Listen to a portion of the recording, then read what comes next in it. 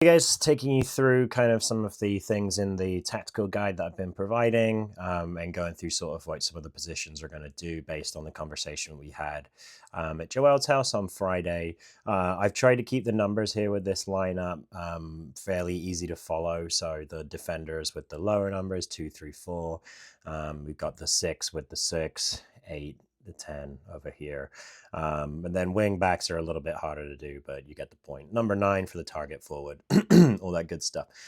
So what we talked about was that we want to play kind of as especially when we're out of possession, in this sort of back 3, back 5, whatever you want to call it. So these are actually wing backs here, and let's just put everything a little bit closer together. Let's say that we're in our own half defending against the ball.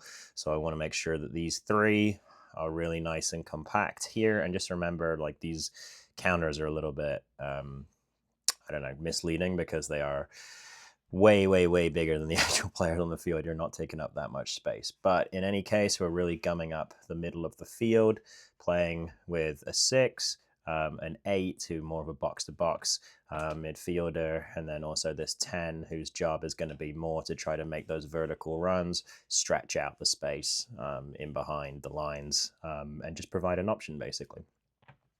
So when we don't have the ball, we should be sinking into this sort of 5-3-2 shape.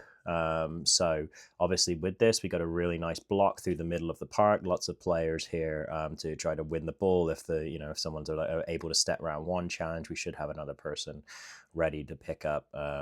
As we've worked on in practice, we really want to make sure that when we are, when the ball is switched, for instance, from one side to the other, and so, like, obviously our midfield was over here trying to press or something like that, we are making sure that we shift our entire back line across, to deal with that. The most important thing with the back line is keeping these spaces here in between these 2 players, or in between these 3 players, really, really nice and tight.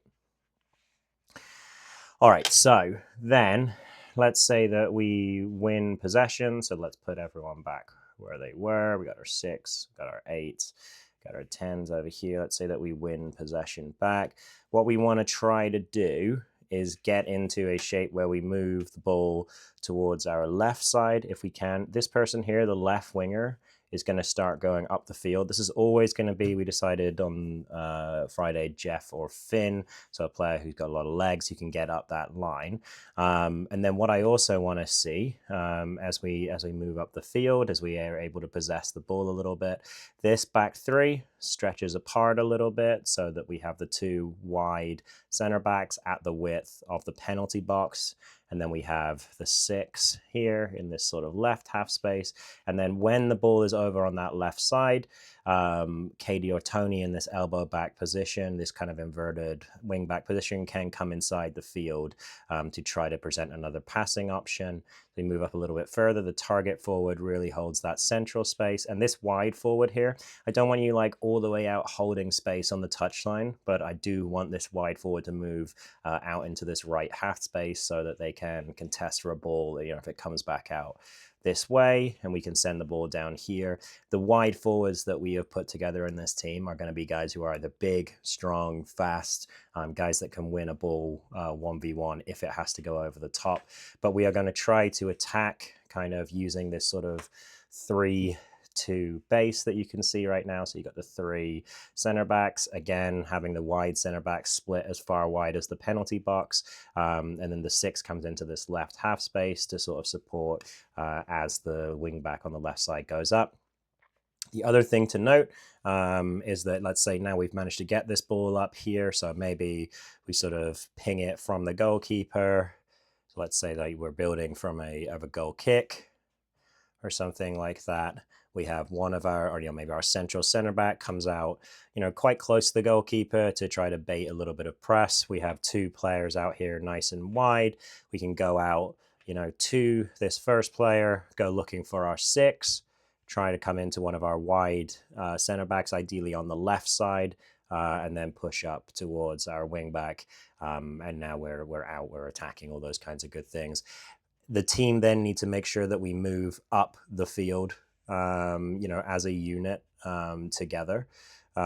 So here what I'm kind of expecting. Again, we stay in this sort of like 3-2 base, and we almost end up, this guy should be a bit more narrow, we almost end up in this sort of 3-2-4-1. So very similar to the 4-1-4-1 we were discussing the other day. These three players here, so we've got the left wing back, the sort of 8-10, we'll talk about that in a minute, and the target forward, these guys can move freely. So you're free as the 10 to overlap around the outside of the left wing back if they want to come inside, trying to make sure that these three players here, though, are always supporting the channels. So even if the 10 ends up here in the wide space as we attack, that's totally fine. These three players here are allowed to kind of move around. That said, one of the primary things that I want us to look for with this 10 player is that I've kind of mentioned that they're kind of like an 8-10. An 8 would be more of a box-to-box, all the way up and down midfielder. I'm merely mucking this up now. Whereas a 10, 8-10 kind of like more trying to support the forwards and things like that. So for that 10, as we've been doing in the last few weeks, what I'm really looking for is a lot of runs forward, sort of beyond beyond the final line. So, a lot of the passes we've done recently with the sort of bounce pass that goes back and forth, we have extra players here to use if we want to try to send that vertical ball. So if you are playing in this sort of 8-10 role, yes, you can sort of, when the situation calls for, you can try to overlap and try to exchange positions with these players with this sort of left-sided triangle. But really what I'm looking for you to do more often than not is try to run beyond the striker and create vertical space.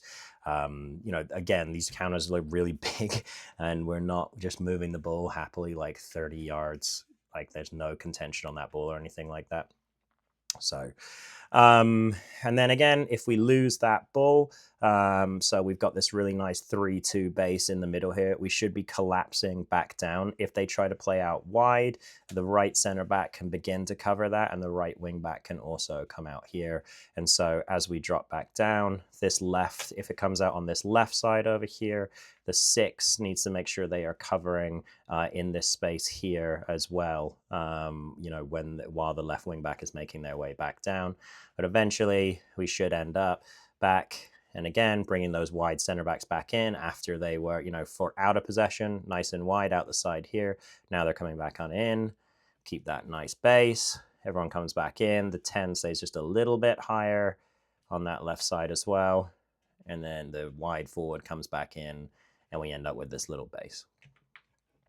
So that kind of like shows how we go from defensive shape into attacking shape and then defensive shape again. So just some points to summarize here. This is very much your elbow or your inverted back, whatever you want to really call them, slightly different things, but still. The right wing back will not be going as far forward as the left wing back on the other side. They will be trying to come more inside and help out. Obviously, if we're sending the ball, back around this way, we tried to go up this way and it hasn't worked out, and we're trying to send the ball back around, then as we shift across the field, the 6 can come more sort of internally or into the central channel, and then we can have that right wing back go out wide to go looking for this wide forward down the line here, which should be there. So if we attack on the right side, we're kind of looking for this connection between the right wing back, who can then, who pulls out further than they would if it were on the left side, who can then send a ball down the line for the wide forward, who should have the 8 coming in here to assist. So if they win that ball here, the 8 needs to, we come down the line with this big ball and we win the ball here, the 8 needs to be aware that they need to get up, and provide that option for them to dump the ball off to. But these 2 players up here are very much looking for shots on this sort of edge of the area here. And this, again, this wide triangle, free movement here to try to pull people out the way. So for instance, if you make the run inside here, if you make the run just like this, your fullback's going to step onto you and they're going to have a very easy time of defending you. All they need to do is go up and down that line with you. But if you exchange positions with this 10 here, does the fullback come with you? Do they hand you off? Makes it like a lot harder for them to deal with. So again, you can kind of see how it's worked out. Even if we went down the right side, we still end up in this sort of 3-2 base and 4-1 at the top. All right, I hope that was helpful. I think I'm rambling now, so I'm gonna stop. A 6 shields the defense. We know that. So, but the most important things is that when we are attacking, we try to hold the ball longer than we have been so far. We produce this 3-2 base on the field, so that if we do get countered on quickly, we have the middle of the field blocked up, and then the wide forward comes wide to fill out the space. Cool. All right. Any questions? Let me know.